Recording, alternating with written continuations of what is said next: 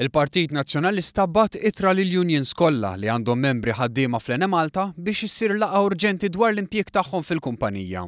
Skont il-Partit Nazzjonalista ħaddiema tal-Ene Malta u l-familji tagħhom għaddejjin minn inċertezza kbira u mhux kulħadd qed jingħata l-istess opportunitajiet. Fl-istqarrija, l-Oppożizzjoni sostniet li d-dinjità tal-ħaddiema kollha, inkluż tal-Ene Malta, hija priorità.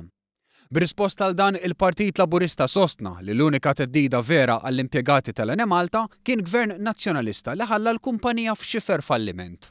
F'istqarrija l-Partit Laburista innota bħala sorprendenti kif Simon Busuttil u l-partit tiegħu issa qed jitolbu li ssir laqgħa fi żmien 24 siegħa, meta l-istess Partit Nazzjonalista kien 25 sena tard biex il-kumpanija li fallew huma stess u l-impjiegi tal-ħaddiema jitpoġġew fuq sisin sodi, xi ħaġa li jagħmel dan il-Gvern f'inqas minn sentejn.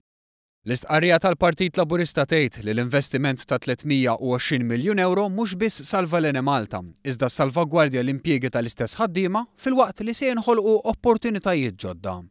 Intqal li minkejja l-kampanja ta' biża' mill-Partit Nazzjonalista, l-impjieg tal-ħaddiema kollha tal-Ene Malta huwa garantit u l-kundizzjonijiet u l-pagi tal-ħaddiema ser ikunu rispettati skont il-ftehim kollettiv.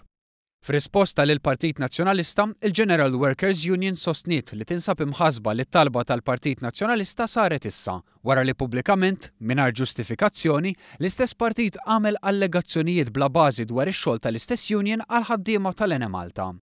Il-fatt li l-Partit Nazzjonalista issa qed jitlob li jingħata informazzjoni mingħand il-General Workers Union dwar ix-xogħol li din qed twettaq għal ħaddiema tal-Ene Malta juri kemm kien irresponsabbli l-istess partit meta għamel l-allegazzjonijiet li għamel fl-aħħar ġimgħat.